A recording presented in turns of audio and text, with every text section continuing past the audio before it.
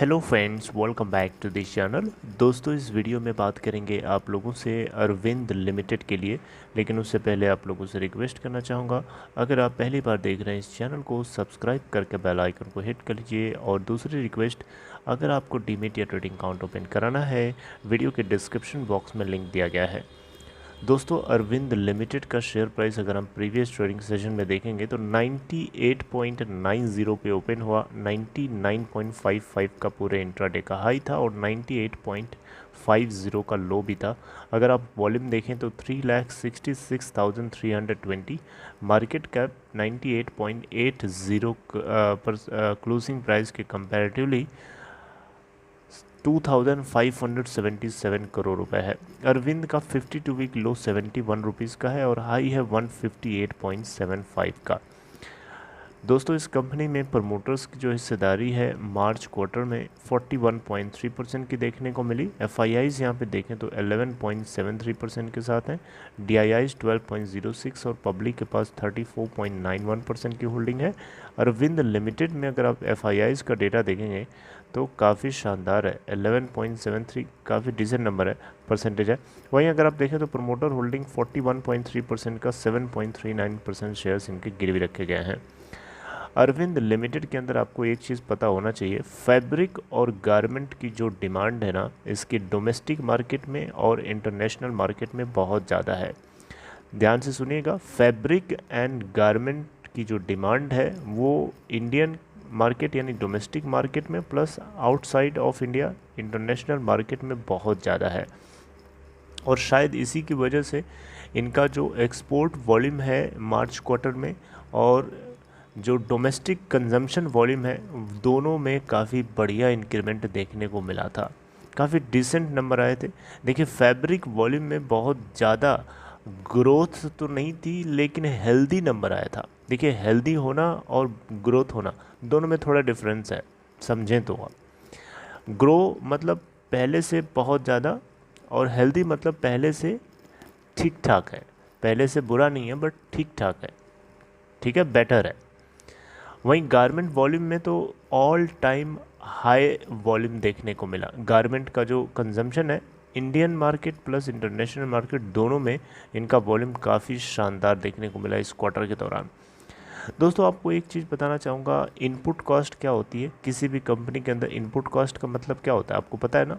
उसके अंदर जो चीज़ें बनती हैं उसको बनने में जो जो चीज़ें चाहिए होती हैं। फॉर एग्जांपल इसी की अगर हम बात करें तो अरविंद लिमिटेड बहुत सारे कपड़ों को बनाता है, तो वहाँ पे इसको इनपुट कॉस्ट में एक मटेरियल होता है जिसको हम बोलते हैं एक एलिमेंट होता है कॉटन। कॉटन की इनपुट कॉस्ट यहाँ पे काफ़ी ज़्यादा देखने को मिली, जिसकी वजह से इनका मार्जिन जो है अफेक्ट हुआ इस क्वार्टर के दौरान। मार्च क्वार्टर के दौरान ये प्रेशर में था क्योंकि कॉटन प्राइसेस ने अपने आसमान छू रहे थे। वहीं और कुछ इनपुट कॉस्ट जो है वो भी ज़्यादा देखने को मिले। तो यहाँ पे एक चीज़ और भी है कि इनपुट कॉस्ट चलिए बढ़ी है, साथ साथ में जो प्राइसेस हैं आइटम्स की वो भी तो बढ़े हैं।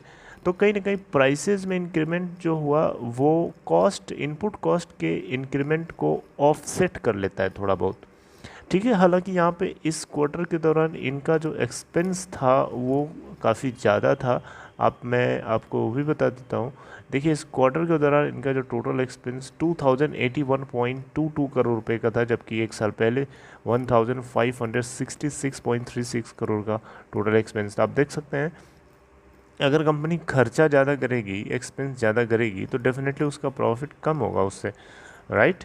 तो यहाँ पे कंपनी, और ये भी नहीं है कि खर्चा नहीं करेगी तो फिर इन्वेस्टमेंट नहीं होगा, इन्वेस्टमेंट नहीं होगा तो फिर काम कैसे चलेगा, राइट। कुछ चीज़ें अच्छी देने के लिए आपको खर्चे तो करने पड़ते हैं समय के हिसाब से, ठीक है, समय के बदलते समय के हिसाब से। तो यहाँ पे टेक्सटाइल से जो इनका रेवेन्यू आया था उसमें आप देखिए तो ग्रोथ है, अच्छी खासी ग्रोथ है। 1331.16 करोड़ से बढ़ करके इस बार 1824.311 करोड़ की ग्रोथ है, तो अच्छी बात है। बहरहाल दोस्तों, इस कंपनी के अंदर आप देखें तो 87.6 करोड़ का कंसोलिडेटेड प्रॉफिट देखने को मिला था, जो कि 64.22% से ग्रोथ है ईयर ऑन ईयर बेसिस पे। तो अरविंद लिमिटेड अपने आप में सॉलिड स्टॉक ना होता तो एफआईआईज़ की होल्डिंग आपको 11 पॉइंट समथिंग नहीं दिख रही होती, 12% के आसपास राउंड ऑफ करके, राइट। तो कहीं ना कहीं अरविंद लिमिटेड क्वालिटी स्टॉक है, तो इसके चलते यहाँ पे एफआईआईज़ की होल्डिंग बनी हुई है। बहरहाल दोस्तों, अब रेपो रेट की बढ़ने की वजह से क्या इसके ऊपर असर पड़ेगा, आप सोचिए।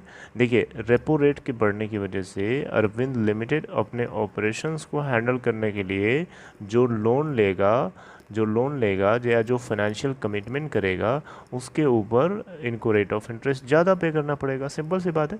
अभी आपको मैंने बताया प्रमोटर की होल्डिंग का 7 पॉइंट समथिंग % क्या रखा था, गिरवी रखा था कि नहीं रखा था। उसका मतलब क्या हुआ, इसका मतलब कि अरविंद लिमिटेड ने अपने शेयर होल्डिंग के अगेंस्ट फाइनेंशियल कमिटमेंट कर रखा है, कहीं ना कहीं से लोन ले रखा है, और उस लोन पे क्या जा रहा होगा, इंटरेस्ट जा रहा होगा, और इंटरेस्ट रेपो रेट बढ़ने की वजह से ज़्यादा रेट पे जाएगा। तो ये थोड़ा सा खतरा है, थोड़ी प्रॉफिटेबिलिटी के ऊपर असर तो पड़ता है दोस्तों रेपो, इसीलिए तो मार्केट गिरता है रेपो रेट बढ़ने की वजह से। और ये अरविंद के साथ ही नहीं बल्कि जितनी कंपनीज हैं सभी के साथ होता है, जो सीधे जो है जिनका कारोबार जो है इंडियन रुपीस से डायरेक्टली कनेक्ट है। देखिए, बाहर आउटसाइड ऑफ इंडिया अगर आप देखें तो इनका जो रेवेन्यू है वो जो होता है वो डॉलर्स में होता है, ठीक है। तो दोस्तों, रेपो रेट के बढ़ने की वजह से इम्पैक्ट तो पड़ता ही पड़ता है, और इसको हम डिनाई नहीं कर सकते। लेकिन इनपुट को लेकिन जो इनकी सेल होती है, जो इनकी बिक्री होती है, उसमें भी ये कॉस्ट को बढ़ा लेते हैं, उसमें इनको आइटम्स के प्राइसेस बढ़ाने पड़ते हैं ताकि जो ऑफसेट होना चाहिए वो हो सके। बहरहाल दोस्तों, अरविंद लिमिटेड एक क्वालिटी स्टॉक है, बाकी आपकी देखिए मर्जी है, जो कुछ करिए आप अपने फैसले के हिसाब से करिए, अपने डिसीज़न के हिसाब से करिए। क्वालिटी स्टॉक को आप भी चेक करिए, ट्रैक करते रहिए, उसके फाइनेंशियल स्टेटमेंट्स क्या हैं, क्या हिस्ट्री है उसकी, कंपनी करती क्या है, दुनिया भर की चीज़ें। बहरहाल दोस्तों, आपको ये छोटी सी खबर अरविंद लिमिटेड के ऊपर अच्छी लगी हो तो इस वीडियो को लाइक कर दीजिएगा। बहुत दिन हो गए थे इसके ऊपर बात करे हुए, काफ़ी दिन से हम लोगों ने बात नहीं करी थी। आगे फिर मिलेंगे किसी दूसरे एंगल से बात करते हुए इस मुद्दे के ऊपर, अगर कोई इन्फॉर्मेशन आती है तो। Otherwise okay, so take care, see you next time.